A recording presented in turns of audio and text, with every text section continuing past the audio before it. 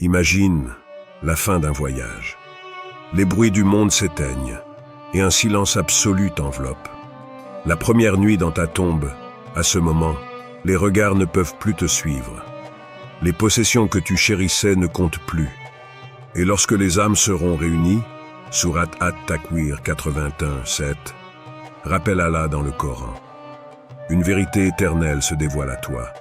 Et tout ce qui reste, c'est ce que tu as envoyé en avant pour ce jour.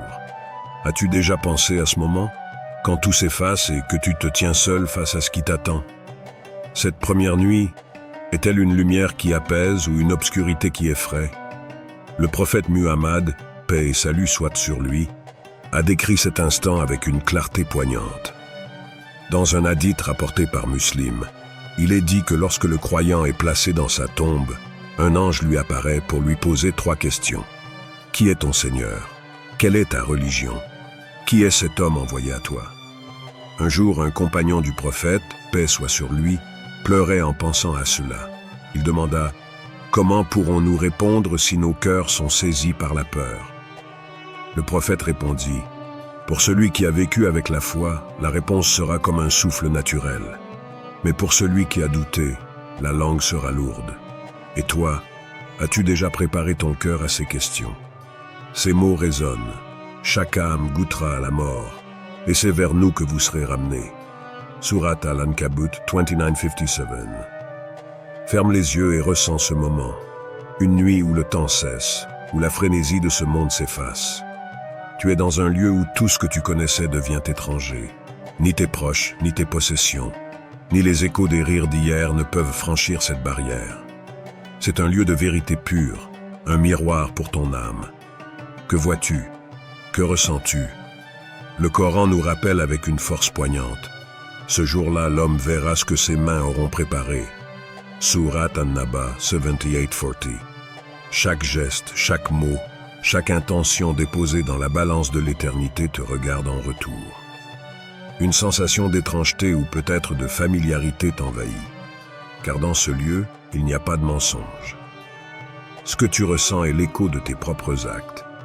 Imagine-toi assis seul dans ce silence profond. Pas de distraction, pas d'échappatoire. Les choix que tu as faits deviennent tes seuls compagnons. As-tu assez semé de bonté pour que des fleurs poussent dans cette nuit, ou as-tu laissé le champ de ton âme devenir aride? Une seule question résonne. Si cette nuit arrivait ce soir, serais-tu prêt? Une vieille histoire illumine cette réflexion. Il était une fois un homme pieux, allongé sur son lit de mort. Alors que ceux qui l'entouraient pleuraient, il souriait. Quand on lui demanda pourquoi il était si paisible dans un moment si redouté, il répondit avec une douceur désarmante. « Chaque jour, j'ai envoyé un cadeau vers l'au-delà. Un acte de bonté, une prière sincère, une parole réconfortante. Aujourd'hui, je vais simplement les rejoindre. » Ce qu'il disait, c'est que la tombe n'est pas une fin. Elle est un portail, une transition. La lumière ou l'obscurité que nous rencontrons dans ce passage est un reflet direct des choix que nous avons faits ici-bas. Alors réfléchis. Quel cadeau as-tu envoyé dans l'éternité? As-tu laissé une trace de lumière ou une ombre de regret? La tombe est le début, pas la fin. Ton héritage ne réside pas dans les monuments que tu bâtis, ni dans les titres que tu accumules. Il ne se mesure pas dans les applaudissements que tu as reçus, ni dans les richesses que tu as amassées. Il se trouve dans les cœurs que tu touches, dans les vies que tu changes, dans les sourires que tu offres et les prières que tu fais en secret. C'est cela qui voyage avec toi dans l'au-delà. Allah nous enseigne avec une clarté absolue. Et faites des provisions, mais la meilleure des provisions est la piété. Surat Al-Baqarah 297. La piété n'est pas un trésor que tu gardes pour toi, mais une lumière que tu distribues. C'est dans la manière dont tu te comportes avec les autres, dans ta sincérité envers Allah, dans la patience que tu montres face aux épreuves. Les actions que tu as faites dans ce monde sont comme des graines. Elles germent et portent des fruits que tu verras dans l'au-delà. Une fois, un érudit a comparé cela à un jardin. Il a dit « Chaque bonne action que tu fais est une graine que tu plantes dans le jardin de ta tombe. Et chaque négligence, chaque acte d'égoïsme est une pierre que tu laisses là. Quel jardin veux-tu habiter? Si ce que tu donnes revient sous forme de lumière, combien de lumière as-tu semé? As-tu aidé quelqu'un sans attendre de retour? As-tu pardonné là où ton ego te disait de te venger? Et maintenant visualise ce moment encore une fois. Cette nuit silencieuse, où il n'y a pas de place pour les excuses ni les justifications. Il ne reste que toi et les décisions que tu as prises. Si cette nuit arrivait ce soir, serais-tu prêt? La vie nous donne chaque jour une opportunité de préparer cette rencontre. Chaque sourire que tu offres, chaque acte de charité que tu fais, chaque prière que tu récites avec sincérité devient une étoile dans cette nuit autrement obscure. Laisse cette question résonner en toi, comme une lueur d'espoir ou un rappel urgent. Quelle provision emportes-tu? Imagine un jour après la fin de ton passage sur Terre, lorsque l'âme quitte ce monde matériel pour entrer dans l'invisible. La solitude enveloppe tout, mais soudain, une lumière éclatante illumine ta tombe. Une lumière qui apaise, qui réchauffe, qui transcende la peur. Cette lumière, c'est ce que tu as envoyé à l'avance. Une histoire connue des enseignements islamiques illustre ce moment avec une simplicité désarmante. Un homme pauvre, dans un élan de sincérité, partagea un morceau de pain avec un étranger affamé. Ce geste, minuscule en apparence, résonnait dans l'invisible. Après sa mort, alors qu'il se retrouvait seul dans sa tombe, il fut émerveillé par une lumière éclatante. Intrigué, il demanda « D'où vient cette lumière ?» On lui répondit « C'est le pain que tu as donné avec sincérité. » Cet acte simple mais profondément pur avait transcendé les limites du monde matériel. Si cette lumière devait te visiter, combien en aurais-tu? Te reviendrait-elle sous forme d'un éclat intense, illuminant chaque recoin de ta tombe, ou te laisserait-elle dans une pénombre inquiétante? Les actions que nous faisons ici-bas façonnent cette lumière. Une parole douce prononcée envers quelqu'un dans la peine, une aumône donnée sans attendre de retour, une prière murmurée dans la nuit. Chacune de ces actions devient une étoile dans l'obscurité de l'au-delà. Mais combien de fois remettons-nous ces gestes simples? Combien de fois laissons-nous passer une opportunité de semer la lumière, aveuglés par nos préoccupations ou par notre ego? Nous sommes tous des voyageurs dans ce monde. La terre que nous foulons aujourd'hui est temporaire.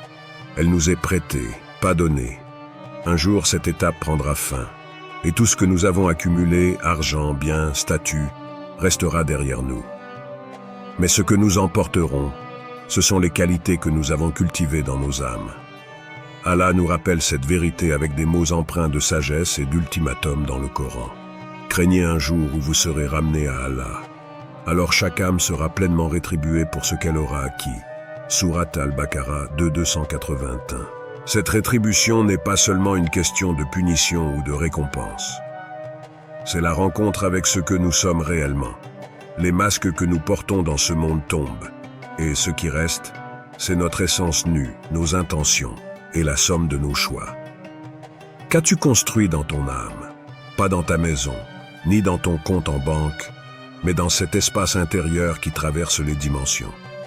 Imagine un jardin secret que personne ne voit, sauf Allah. Ce jardin, c'est ton âme. Chaque bonne action est une graine. Chaque intention sincère est une goutte d'eau qui nourrit ce jardin. Lorsque tu aides quelqu'un dans le besoin, une fleur éclot. Lorsque tu pardonnes à quelqu'un, un arbre majestueux pousse.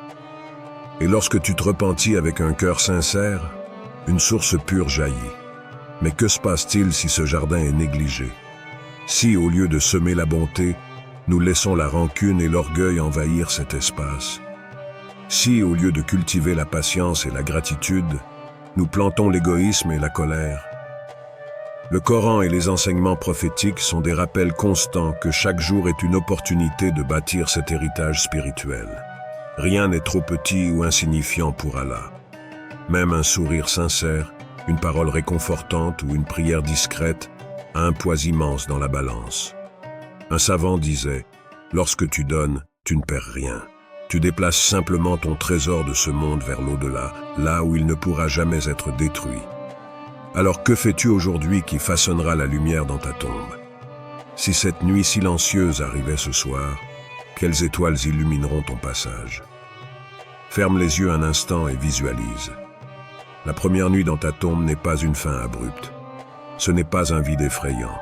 C'est un rendez-vous, un moment sacré, intime, entre toi et Allah. C'est la rencontre ultime avec la vérité, avec l'essence de ton être, avec tout ce que tu as semé et récolté. Un rendez-vous peut être redouté ou attendu avec impatience. Tout dépend de ce que tu as fait pour t'y préparer. Cette nuit est la plus honnête des reflets de ta vie. Elle n'est ni injuste ni indulgente. Elle est le miroir de toi-même. Allah est Al-Adl, le juste, et Al-Rahman, le miséricordieux. La justice divine ne laisse rien de bon inaperçu, et sa miséricorde enveloppe ceux qui tournent vers lui avec sincérité. La première nuit dans ta tombe peut être un moment de sérénité, un moment où la paix de ton âme est palpable. Les croyants pieux se rappellent constamment cette réalité et s'efforcent d'aligner leurs actes avec cet espoir. Chaque prière, chaque sourire, chaque moment de patience devient une pierre posée sur le chemin vers ce rendez-vous. Mais qu'en est-il de nous, de toi, ici et maintenant? Quels actes te donnent aujourd'hui l'espoir pour demain? Pense à ces gestes qui illuminent ton cœur. As-tu réconforté quelqu'un dans sa peine? As-tu partagé de ta richesse, même lorsque tu pensais ne pas en avoir assez? As-tu trouvé la force de pardonner, même lorsque la blessure était profonde? Ces actes, si simples soient-ils, sont les graines de lumière qui éclaireront cette première nuit. Le prophète Muhammad, paix et bénédiction sur lui, a dit « Sauvez-vous du feu, ne serait-ce qu'en donnant un morceau de date en aumône. » Un simple acte peut avoir un impact éternel. Peut-être que cette réflexion te fait réaliser qu'il y a des domaines de ta vie où tu veux t'améliorer. C'est une bonne chose. Ce n'est jamais trop tard pour commencer à semer la lumière. L'islam est une religion d'espoir et de transformation. Peu importe où tu en es, l'important est de commencer. Quel changement peux-tu entamer dès maintenant pour illuminer cette première nuit? Commence par une prière sincère. Même si tu ne pries pas régulièrement, fais ce pas aujourd'hui. Parle à Allah. Remets-lui tes peurs, tes espoirs, tes rêves. Offre quelque chose de toi-même. Un acte de générosité, une parole douce, une aide discrète. Repens-toi avec le cœur. Le repentir n'est pas seulement un regret. C'est un retour vers Allah avec la ferme intention de devenir meilleur. Cette préparation ne se fait pas seule. L'islam met l'accent sur la Oumma, la communauté. Parle de ces réflexions avec ceux que tu aimes. Encourage-les à faire de même. Ensemble, nous pouvons cultiver un chemin de lumière et de sérénité. Partage des rappels. Un hadith, un verset, ou même une simple pensée peuvent inspirer quelqu'un à changer. Sois un modèle. Les actions parlent plus fort que les mots. Lorsque les autres te voient agir avec sincérité, ils sont naturellement attirés vers le bien. Prends soin de tes liens. Pardonne, réconcilie-toi et renforce les relations qui comptent. La préparation pour cette première nuit est un processus, pas une perfection instantanée. Chaque jour est une opportunité de faire un pas de plus. Allah, dans sa sagesse infinie, voit l'effort, pas seulement le résultat. Allah nous guide à travers ces étapes avec un rappel dans le Coran. Ceux qui croient et accomplissent des bonnes œuvres, nous les ferons entrer dans des jardins sous lesquels coulent les rivières. Sourate An-Nisa 4,57. Qu'Allah nous guide tous sur ce chemin. Qu'il illumine notre passage ici-bas et notre éternité dans l'au-delà. Amin. Et toi, qu'en penses-tu? Quels gestes poserais-tu dès aujourd'hui pour qu'ils deviennent des étoiles dans l'obscurité de cette première nuit?